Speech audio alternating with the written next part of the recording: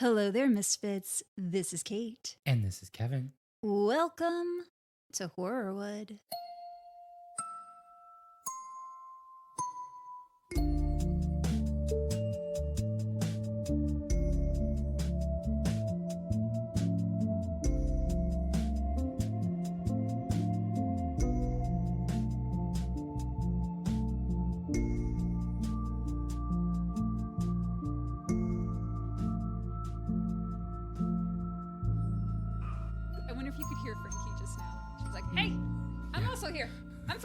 She did come back to the door a minute ago and looked under it, pawed at it, and then went away. My little baby. She likes to be where the action is. Yeah. She just can't be in here. No. Because she'll wanna leave as soon as we start. Mm-hmm. Which is right now. Hey, we just started. I just forgot that we did the intro. We're doing the thing. Here we are. It's time. Let's talk about some happy news before we get into this horrific case. Yes.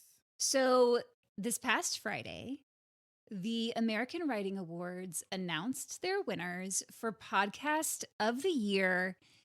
And you guys, for the third year in a row, we've been named Crime Podcast of the Year. Yay! It's really exciting and really cool. They made us a really cool graphic. I love that graphic. I'm obsessed with it. It's really good. Yeah. And if I haven't posted it by the time this comes out, then I'll post it soon.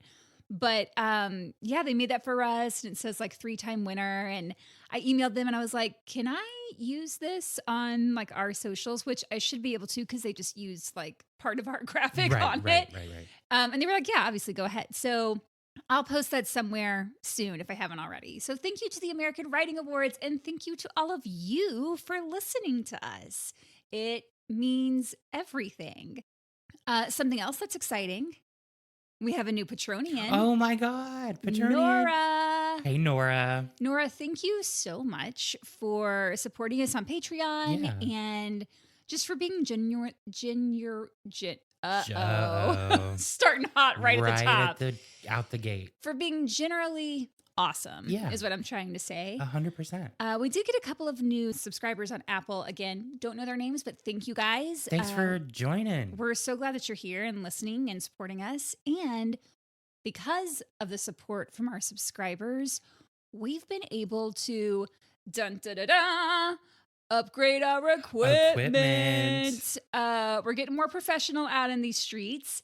We're using it now. I don't know if you can tell the difference. I'm still learning all of the buttons, so there's a good chance this whole thing sounds like shit. Sounds crazy. There's a lot of buttons to learn, but they're very colorful, and I do enjoy them. They are really pretty. I like it. We'll see how that goes. Yeah. I think it's going to help improve our sound overall and hopefully make my job editing much, much easier and faster, I think. Fingers crossed. That's great. So, yes, thank you to all of you. We could not have done that without your guys' support. So you're helping us to improve the show, which is amazing. Did you check out, this is for the Misfits, because I know you checked it out because you were there. Okay. The way I said that made it sound like, so Kevin. Did you watch?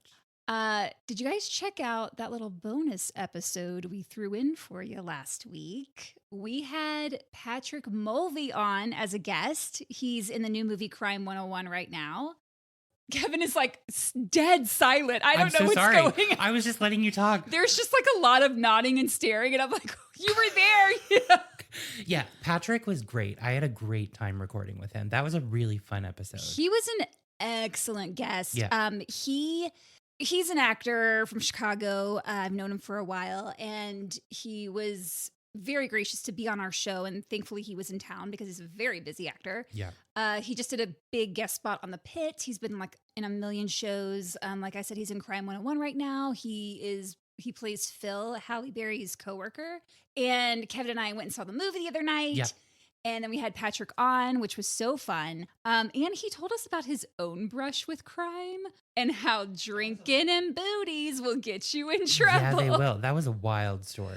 Matt and I have been saying that all weekend long. Mm-hmm. Drinking and booties will get you in trouble. That they will. I know it can be hard when you're in the middle of listening to a multi-parter like this one to then jump out of that and listen to an unrelated bonus episode. Sure. I get it. But if you haven't listened to it yet, be sure to go back and do that. He was an excellent guest. It's a lot of fun. He tells so many stories. They were all highly entertaining. One of which we had to take out so that no one gets sued. Oh my God, that story was wild, though. I can't.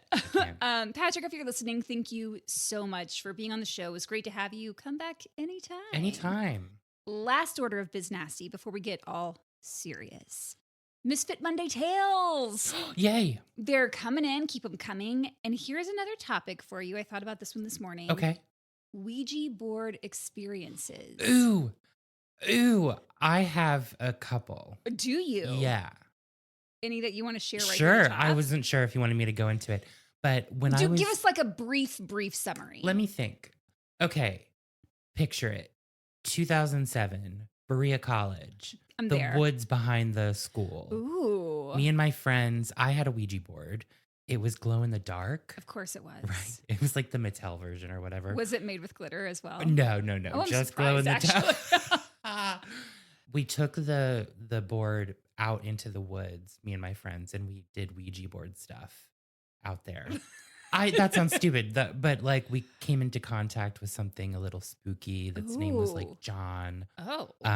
But yeah, we had a good time out there. That's what he said his name was anyway. I don't know. It could have been a demon. Probably. I also did the Ouija board in the little school chapel. What? That they had. I was That's like, bold. Let's mix it up. Yeah. Let's mix it up. Let's start some shit. Yeah. I was like, demons were flying. We were just having a grand old time. How'd that go for you? I think we contacted a demon. Happened? Yeah. Oh, it was God. like a weird, it kept saying like, no. Oh, yikes. Well, did you guys have any crazy Ouija board experiences? They could be good. Maybe you had like a great experience and you want to share that with us. Maybe you had a spooky experience. Maybe something attached itself to you when you left because you didn't close the board out properly. I don't know. Whatever it is, write to us and tell us about it. You can send your stories to horrorwoodpodcast@gmail.com and put in the subject line something like Misfit Tale or something to that nature, just so that we know it jumps out at us and we know what that is. And you can give your story a title if you so choose. So we'll be looking for those. Scouring. All right. Should we get into this? Yes, please. Okay. I've been shitting myself all week, like trying. I'm so sorry. No, not in the figurative way. I'll give a quick recap of part 1 to refresh your memory. Okay. In part 1, we covered the murder of Ashley Ellerin, who was brutally stabbed in her own home. LAPD homicide detective Thomas Small was assigned to the case. Although they collected a lot of DNA evidence at the scene, it all came back to Ashley. Mm-hmm. So investigators were stumped and the case looked like it was going nowhere. But Ashley's friends told Detective Small about creepy Mike the Furnace Man and how he claimed he was about to become a multimillionaire because of a traffic accident.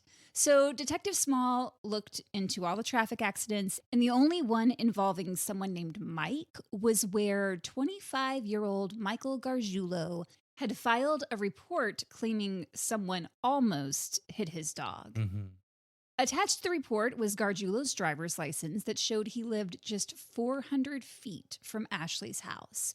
Or at least used to. He had moved out by the time Small was onto him. After 4 months of looking for this guy, Detective Small got a phone call from Detective Lou Sala of the Cook County Sheriff's Department here in Chicago. Detective Sala told him, hey, I'm looking for a guy named Michael Gargiulo, and Small was like, come on down to my office. Sala and his partner went to meet with Small, who showed them a picture of Gargiulo, and he asked, is this the guy you're looking for? And Sala says, yeah, how do you know him? And Small said, well, right now he's a potential suspect in a murder investigation. What do you guys have? Mm-hmm. And that's where I ended part 1. And you guys came for me in the comments. I saw that. It was really funny. You loved/hated that cliffhanger. You were like, hey, I need to know more, which I loved. I loved reading all of those. And I was going to try to respond, and I'll probably give like a little something to each one. But Yeah, that was super fun. So let's get into it. Okay. Detective Salas says, well, I'm working on this cold case back in Chicago from 1993, the murder of Tricia Pacaccio. Tricia Lynn Pacaccio was born on January 18th, 1975 in Evanston, Illinois, not far from here. Shout out Evanston. Hey, Evanston. Matt and I looked at a place in Evanston when we were looking to buy. Oh, yeah. It was like a really cute house, but it was kind of in a weird location. Sure. So we didn't do it. Wow. But she was the firstborn of Diane and Rick Pacaccio and their only daughter. She had 2 younger brothers. Doug was a year younger and Tommy was 5 years younger. Tricia and her brothers grew up in Glenview, Illinois, which is only about 20 miles north of downtown Chicago. Mm-hmm. Glenview, have you been to Glenview? I think I don't know if I've been to it. I've definitely driven through it. Yeah, it's a really nice suburb. It's considered a great area for families because the schools are top notch. There are a ton of parks and it's so close to Chicago, so you have access to everything that the city has to offer. Mm-hmm. And it's relatively small. When Tricia was growing up there, the population was just over 30,000. Whoa, that's tiny. So it's like one of those places where you know all your neighbors. Yep. If someone's having a pool party, the whole neighborhood is invited. Mm-hmm.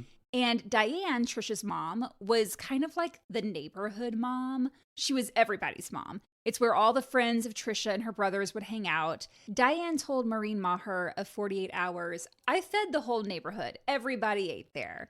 Kids would come over and ask like, hey, Mrs. P, what you cooking? And Rick, Tricia's dad, was always out in the driveway working on cars, and he would show the kids like how to take an engine apart and put it back together. Fun. The Pacaccios were described as a very warm family. Mm-hmm. They were really close, and they made everyone that came over feel like they weren't just guests, but they were family as well. Nice. Was there anyone like that when you were growing up? Like someone who was kind of the neighborhood guardian, like took care of all the kids in the neighborhood? No, not in the neighborhoods that I lived in. We had bitchy people. Oh. You know who you are, Grog. Grog? That was the last name of this nasty bitch who we lived across from, and she would dress up that porcelain duck of hers, or goose. Do you remember the porcelain geese that people like put in their clothes on? yards? Yeah. There was one time my parents had like beef with her, like legit beef. Shit. And I was riding my scooter down the street and she was leaf blowing and she leaf blowed right into my face and What? I wrecked my scooter. Were you okay? No. Oh my God. Monster. Wow, that got so dark so I'm fast. really sorry. And that makes me sad. Yeah, sorry, no. Didn't have that. I'm like talking about lovely Mrs. P who cooked for all the kids in the neighborhood. And you're like, well, there was this one bitch, Grog. She did the opposite. I went opposite. Did you have that? Not necessarily in the neighborhood. There were a few kids in my neighborhood, but there wasn't a place like where everyone hung out. But there was a woman who went to the church that I went to. She was also the school crossing guard at the school that I went to. She was also my babysitter as a little kid. So like she knew everybody. And I actually looked her up this morning. So I was like, I wonder if she's still around. I couldn't find anything online, but yeah, Mary, you know who you are. Mary. So the Pacaccios were a blue collar family growing up. Rick was in engineering and had worked really hard to build a good life for his family. Nothing had ever been handed to him. He had to work for everything. And he and Diane did a great job raising their kids. Like these were good kids, stayed out of trouble, did well in school. Since Tricia and Doug were so close in age, just a year apart, they were really tight. I feel like that can go either way. Like they're either going to be at each other's throats, they're going to fight constantly, or they're going to be like the best of friends. Sure. And for Doug and Tricia, it was the latter, thankfully. They went to all the same schools, and Doug said that Tricia helped pave the way for him because whenever he would go from elementary to middle school to high school, what have you, Tricia had already been there, and she'd already had a big group of friends established. Mm-hmm. So when Doug showed up, her friends became his friends. It was like, oh, you're Tricia's little brother. Oh, that's really sweet. Yeah. So Tricia helped show Doug the ropes, and he always looked up to her to sort of guide him and help him navigate his way as they were growing up. Mm-hmm. She also helped him out a lot with his schoolwork. He said he was terrible at typing, but he would sometimes have to turn in typed essays for school. Right. So he would write his essays out by hand, and then Tricia would type them for him. Oh. Like, she would offer to do it. It wasn't like he was like, oh, you better type this for me or else, she'd be like, hey, let me help you out with that, because she was really good at typing. And she was like, yeah, I can do that. That's so nice. Yeah. My aunt had to go back to school when she was older because her job as a teacher required a new degree. They yeah. made, you know what I mean? They Yeah. made a change. And so she had never really, used not used a computer, but wasn't a typer. Mm-hmm. And so she did the same thing, and I would type out her essays for her. Oh, wow. And you're a very quick typer. I can type fast. I keep saying typist. Typist. Yeah, you're very quick. So Tricia was just like, she was a good big sister, Good. Yeah. Tommy, who was 5 years younger, obviously had a different relationship with his sister, but it was still one of love. Like, yeah, she was big sis Tricia. Big sis. They liked watching movies together. They played cards and other games. He said that when she turned 16 and got her driver's license, she would drive him around places. And I think he thought that was the coolest thing. That's a huge deal. I'm the youngest of 3, and whenever one of my sisters would drive me somewhere, it felt so special. Like, we'd be without our parents. We could go to Taco Bell. We thought we ruled the world. Like, that was our thing, was Taco Bell. Oh, I love Taco Bell. So I think Tommy really looked up to Tricia. They may not have been in the same school at the same time, but they were still close.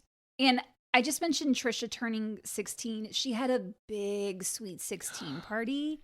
That was a thing among all of her friends. Each time one of them turned 16, they'd have a huge party. The others would make a collage or poster for the birthday girl. They'd go all out with decorations. This was a close group of friends. They all attended Glenbrook South High School, as did Tricia's younger brother, Doug. And Doug said it was one of the larger high schools in the area, but had a small, tight-knit feel to it. Like, you kind of knew everybody. Ah, okay. Tricia excelled at school. Like, she was definitely a standout.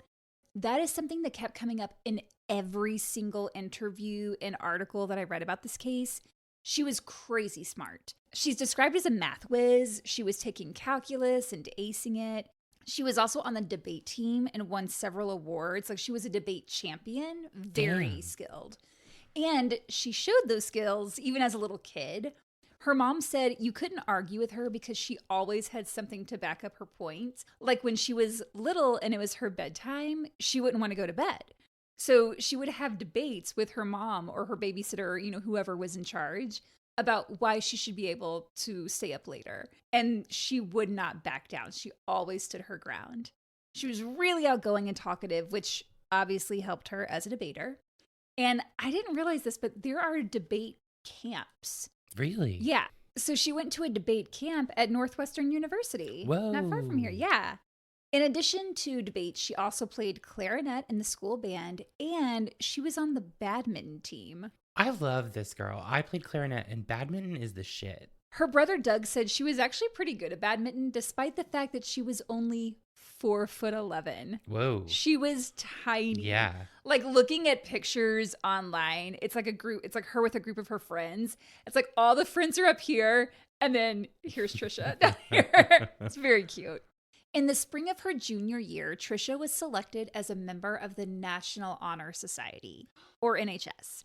NHS is a top-tier organization. It recognizes the best of the best high school students. And in order to be selected, you have to have really good grades, usually a minimum 3.0 GPA. Kevin is pointing to himself. I was in the National Honor Society. Hey, you can say that. You don't have to just point to yourself. I was president of our school thing. That's big. I know, right? Yeah. Tricia didn't have a problem meeting the GPA requirement because she was a straight A student. Mm-hmm. But you also have to exhibit strong leadership, character, and service to the community. You got to be a badass, basically, as you would know. Oh, mm-hmm. Baddies.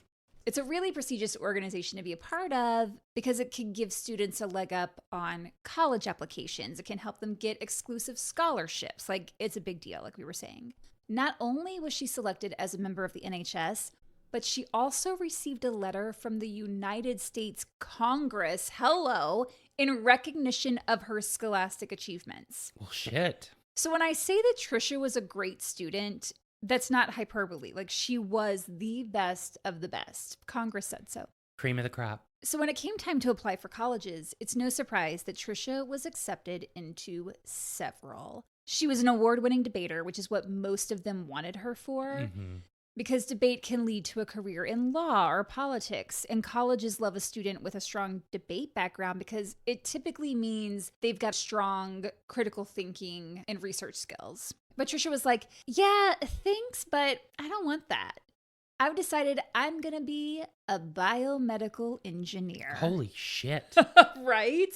She wanted to work in a field that developed new technologies that could literally save people's lives and improve their healthcare. Her yearbook quote read, "I like meeting interesting people who have the same desires as me to save the world." Wow. So this is basically just like an angel on earth. Yeah. Like, wants to do good, keeps her nose to the ground, like she's a hard worker, great big sister, great friend. She was accepted into Purdue University's engineering program, which is highly selective because Purdue is an elite school known for its engineering program. So it's very competitive. Where is Purdue? I Indiana. know the school. Indiana. That's what I thought. Yeah. Tricia's dad, Rick, was really excited that she chose engineering because that's what he did. So he was so happy. Her brother, Doug, was also happy for her, but also kind of bummed. It was going to be a big change because he was so used to having her at the same school. Yeah. And he had always, kind of looked to her to sort of lead the way.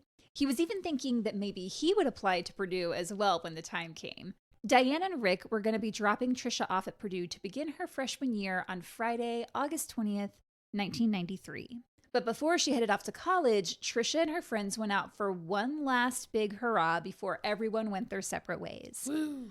1 week before she was due at Purdue, on Friday, August 13th, Tricia and roughly 40 of her closest friends went on a road rally scavenger hunt. Basically, they all jumped in a bunch of cars and drove around town following clues to find the items on this scavenger hunt list. That sounds so fun. Have you done anything like that before? The closest that I've done is a ghost run, which I think I've told you about, it's like Halloween time and you get a set of clues that take you to different haunted houses. But I've never done a scavenger hunt via car. I have. Really? It's a lot of fun. I've done one just like at a birthday party and like, here's a list of things, go find them, but never like through the whole city. That'd be so fun. We should do that.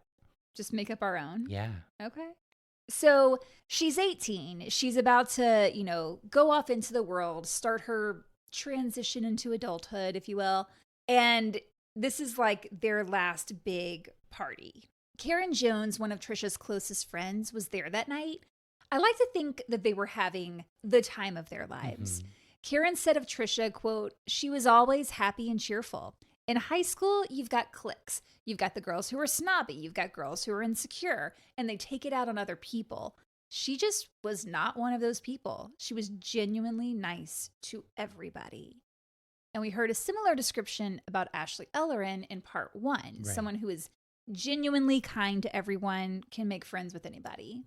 After the scavenger hunt, the group of friends went to TGI Fridays. Oh, Fridays. That is so high school. I remember going out to TGI Fridays, like whenever I was out with my friends. We always said it was someone's birthday so we could get a free dessert. It was like the restaurant to go to for some reason. I don't know what it is about TGI Fridays that's like high schoolers gravitate towards get here. I love it. We didn't have TGIs in Parkersburg, but we had Ruby Tuesday. Okay. So we did a lot of Ruby Tuesday, a lot of Olive Garden. Ah, I see. Oh, Olive Garden. I know you do like. I love Olive Garden. You've mentioned Olive Garden a couple times. You know what? I'm going to keep mentioning it. After they finished their meal, they all hung out in the restaurant's parking lot for a while, just like joking around, talking, laughing. And then around 1 a.m., Tricia gave 2 of her friends a ride back to their cars because I think they had all met at like one location before the road rally and then buddied up and carpooled for the scavenger hunt. Okay. So she drops her friends off and heads home. It was sometime around 1:30 a.m. when she got back. And Tricia's parents never worried about her if she stayed out late because she was such a good kid. Like, she always let them know where she was, who she was with, what she was doing. They knew they could trust her. And her mom, Diane, said she never put herself in harm's way. You never had to worry about her. The Pacaccios lived in a cul-de-sac And the front of their house had one of those semicircular drives. You know what I'm talking about? Yeah.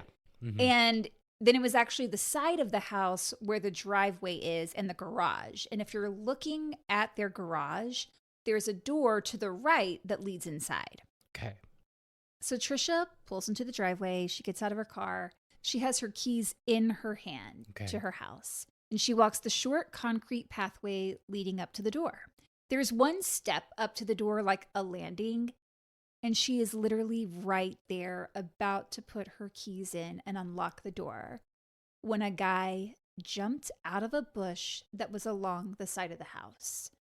And this is rough, so just warning. No. He grabbed her by the left arm and twisted it so hard that it snapped and broke.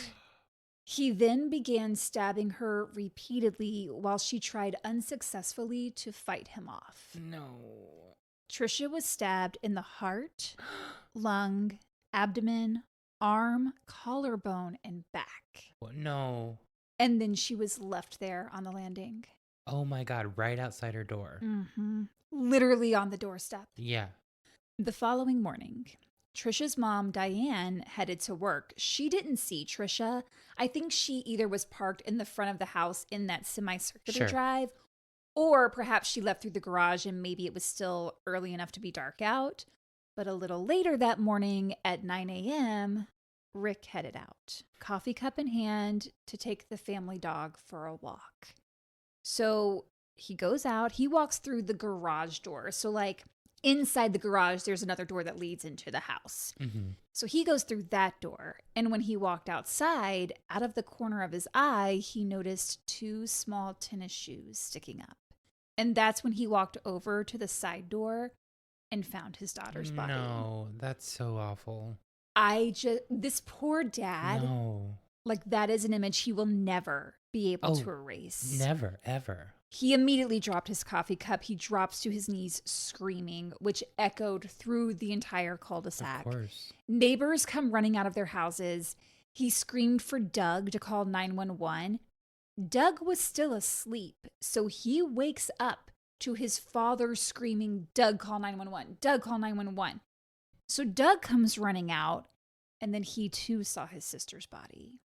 Rick tried to revive his daughter, but he knew it was too late. Then he had to call his wife, Diane. And obviously he didn't want to tell her over the phone, so he said to her, "You have to come home. Tricia's hurt."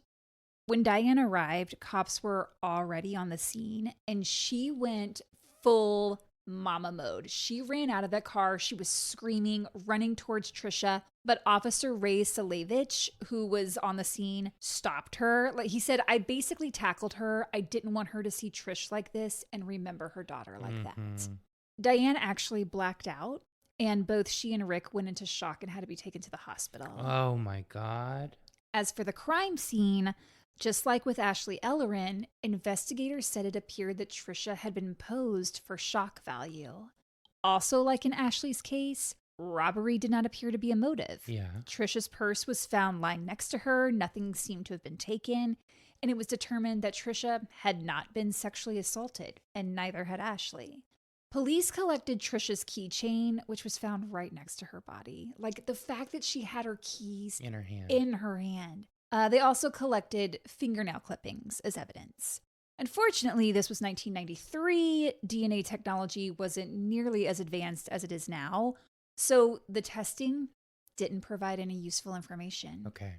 Because it was such a brutal stabbing, investigators believed Tricia probably knew her killer and that it was someone who felt some deep hatred for her. Because to stab someone, you have to get close to them. It's not like with a gun where you have some distance and you don't even really have to see your victim if you don't want to. Like there's a detachment there. It's almost in a weird way, like there's an intimacy to it. Do you know what I mean? Yeah. And I don't, because that word has different connotations. Of course. But like, it's just, it's so personal. Yeah. Yeah, it's up close.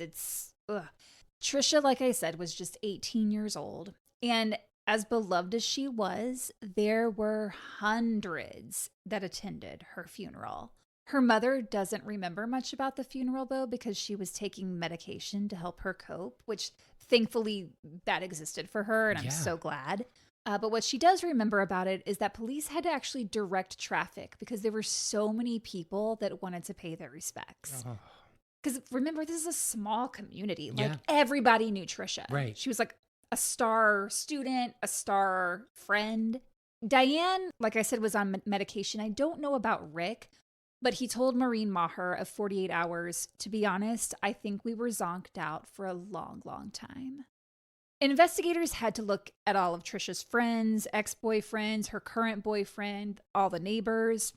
Unfortunately, a lot of her friends weren't willing to talk to police, or their parents wouldn't let them talk to police. Mm-hmm. I mean, I think they were just scared. Yeah.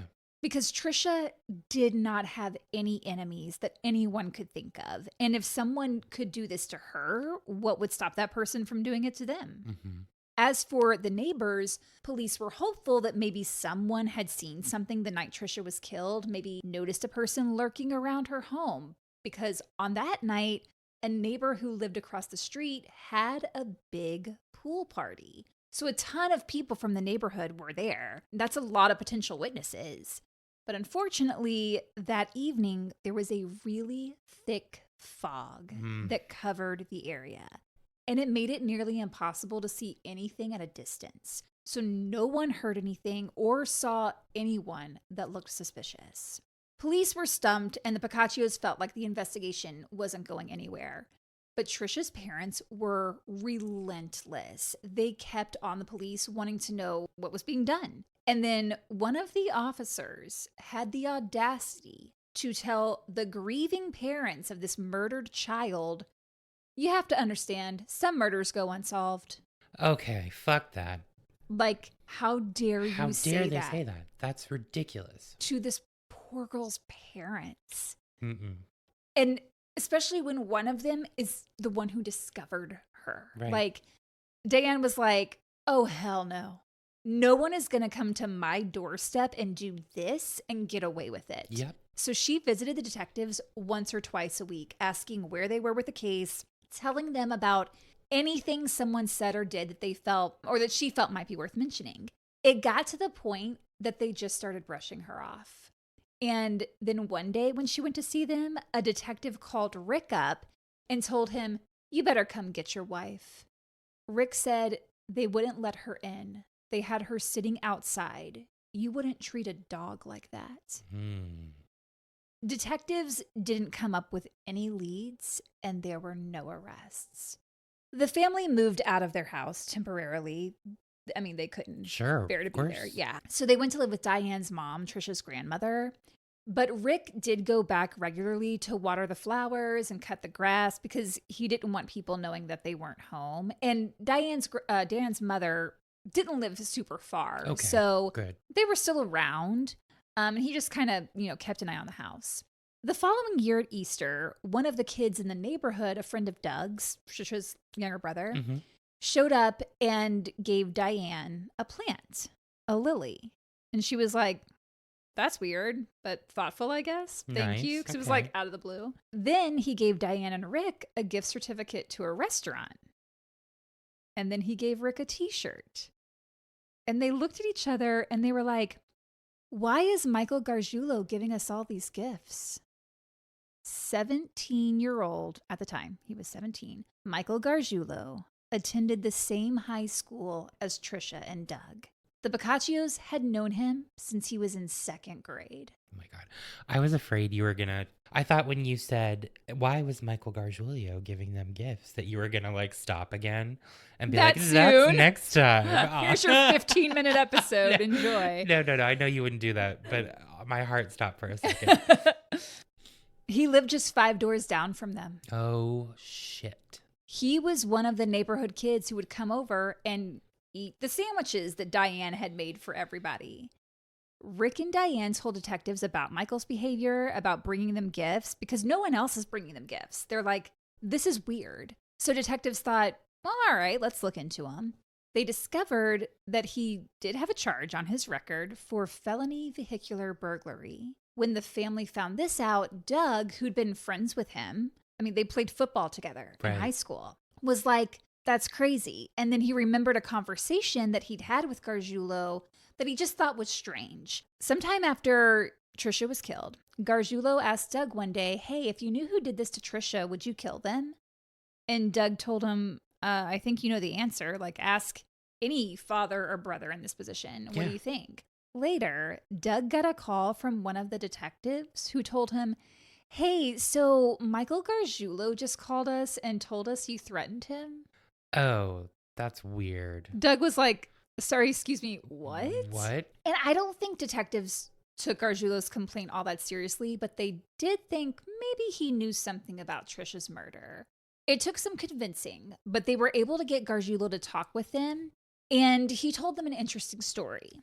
He told detectives that the morning after the murder, so the morning she was found, okay, his friend Eric Agazim showed up at his doorstep and said, hey, I need you to come with me and help me hide something. I need to get rid of this gym bag.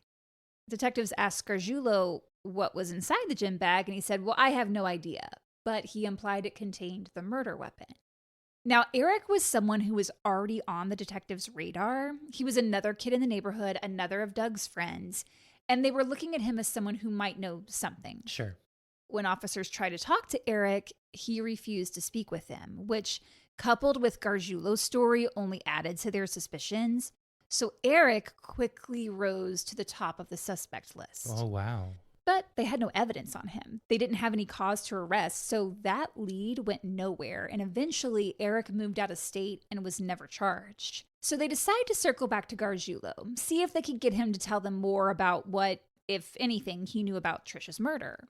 And they tried to make a deal with him. If he would give them information about what he knew of Tricia's murder, they would get his felony vehicular burglary charge knocked down to a misdemeanor. Gargiulo refused to take the deal. Oh. Which that right there is sus because he's already tried to throw Eric under the bus and they're offering him a chance to avoid a felony conviction if he tells them more. And he was just like, nah. It's so suspicious. I mean, he starts the shit from the beginning, like talking to Doug even. Yeah. And saying like, oh, well, what would you do if someone, and then calls the police? That to me is like, oh shit. He can't help himself. He loves to get involved. Yeah, he loves to stir the pot. He loves to try and start shit. He does it quite a bit. Okay, Gargiulo. With no new information or evidence, Tricia's case started to go cold. No. After 4 years of living with Diane's mother, the Pacaccios moved back into their old house. Okay. Doug was really the one that spearheaded that. Every time he came home from college, he didn't feel like he was coming home. His room at his grandmother's house was in the basement, which couldn't have been all that comfortable. Yeah. And he knew they couldn't all live at his grandmother's house forever. So the family agreed it was time to go back home.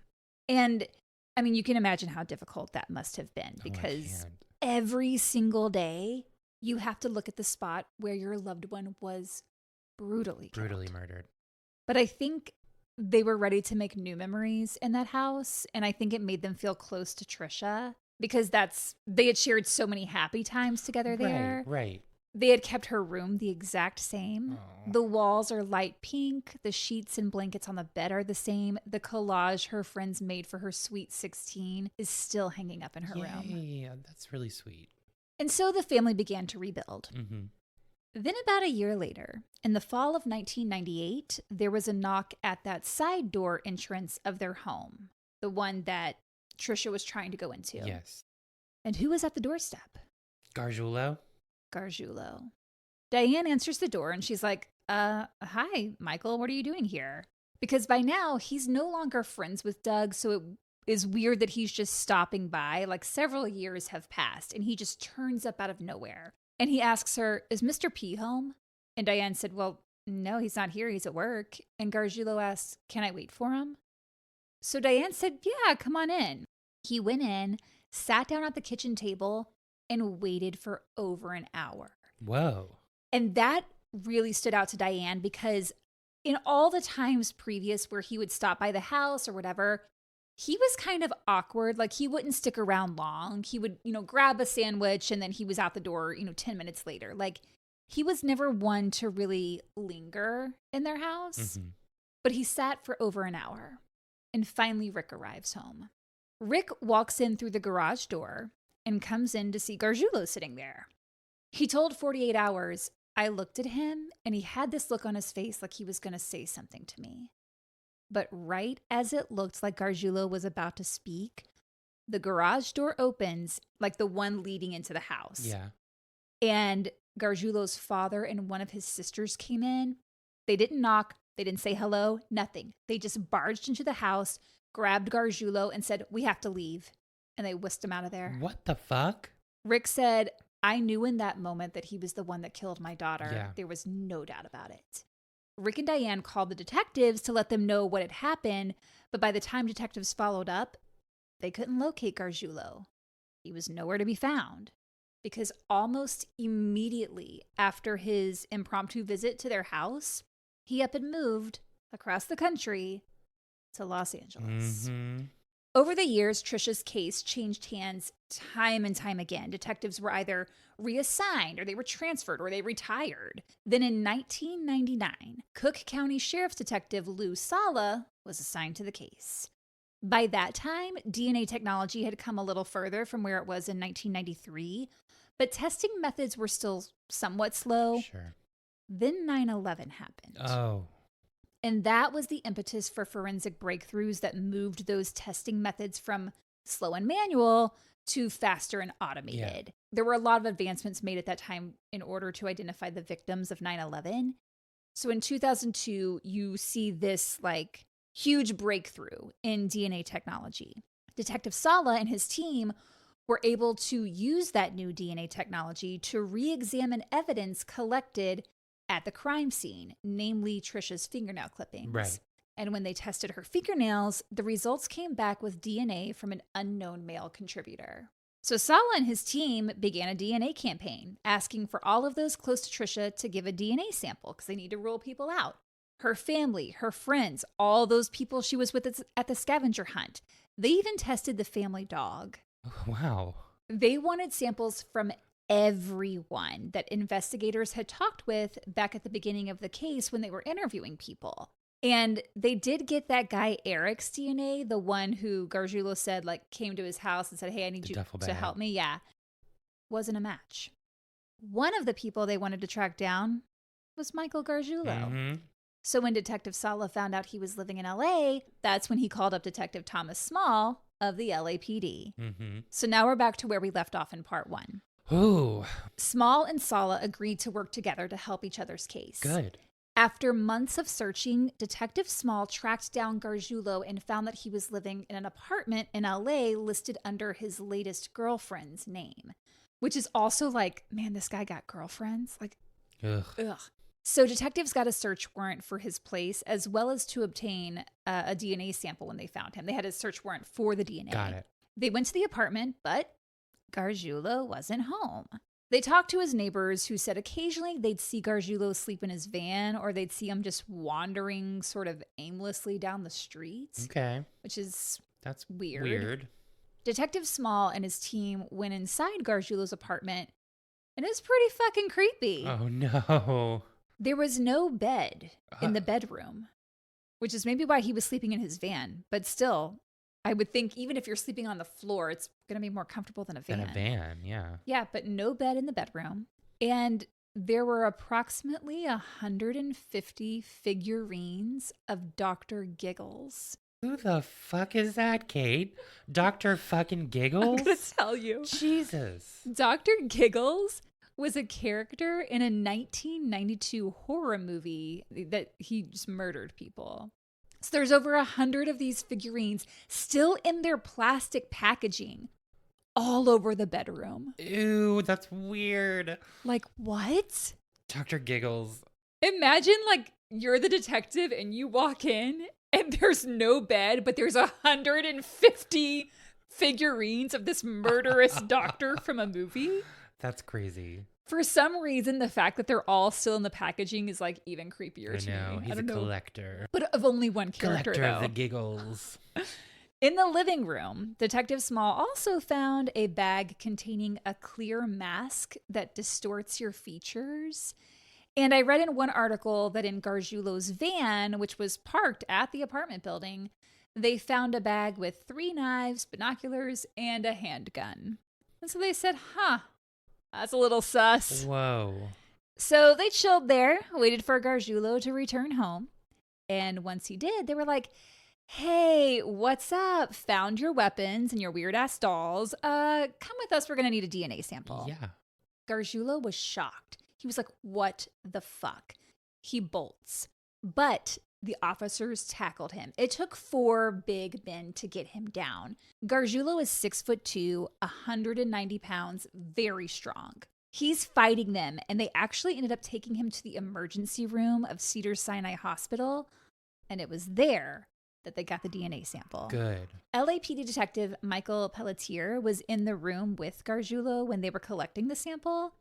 And he said that while all of that was happening, Gargiulo kept asking questions like, what if my DNA was on a keychain that was left at a crime scene? They can't find my DNA from 10 years ago at a crime scene, can they? What if my hairs were at a crime scene in Chicago? Can they book me for that? Michael, what the hell? When you're a suspect in a murder investigation, fighting with detectives and alluding to the possibility that your DNA was left at a crime scene is probably not a great way to prove your innocence. But what do I know? That's wild to me. Yeah. It's like he does these crimes and then has like a lot of anxiety about them. Yes. And it's kind of crazy to me. He can't stop talking. Right. He loves to talk to police. And get involved. And it's also really wild to me that like his dad and sister showed up at that house. Yeah. Because what do they know? Exactly. And we're going to talk more about them in another part because this is not the end. And I'm sorry, you guys. No, I love this. Like I said, there are several victims and There's I a want lot. to do each of their stories justice. So right now, today, we're talking about Tricia.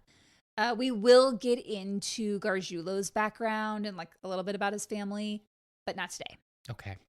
It would be a few months before the results of that DNA sample came back, during which time he was allowed to go free. Because you have to remember, Ashley's case didn't produce any DNA evidence, so they don't have enough to hold him on that. And they've got to wait for the DNA results for Tricia's case, so he was allowed to go. Like, they can't keep him. In the meantime, Gargiulo started dating a woman that he met while fixing her air conditioner.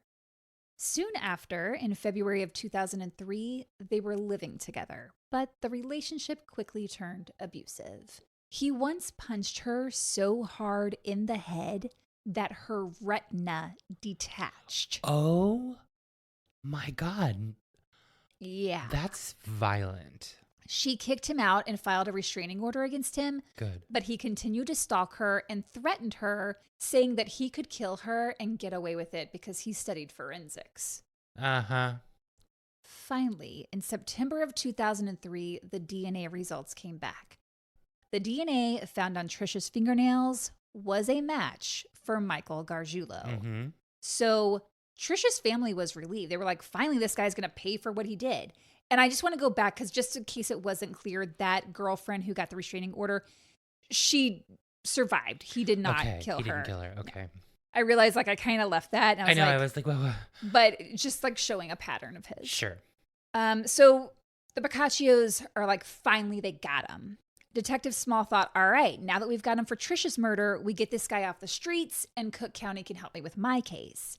But the Cook County State's Attorney's Office said, whoa, not so fast. We don't think the DNA evidence is enough. Their reasoning was that because Gargiulo had been in the family's home, his DNA could have gotten on Tricia's fingernails through casual contact. And to further complicate matters, the day before she was killed, Gargiulo and a friend of his were driving and saw her walking down the street. And they actually ended up pulling over and giving her a ride to her boyfriend's house. So a prosecutor for the state's attorney said, look, she was in his car one day prior. She could have picked up his DNA. But she was in the car for a very short time. Her boyfriend didn't live far, which is why she was walking there in the first place. And the other passenger in the van, Gargiulo's friend, said there was no physical contact between Gargiulo and Tricia. She sat in the back seat and then she got out at her boyfriend's. Plus, the next day, She took a long shower before going out to the scavenger hunt, so anything from Gargiulo's van would have washed off. Yeah. And at that scavenger hunt, she was with dozens of her friends, including her boyfriend. They were all hugging and talking because this is, their last big party. So she had a lot of contact with people there. And none of their DNA was on her fingernails.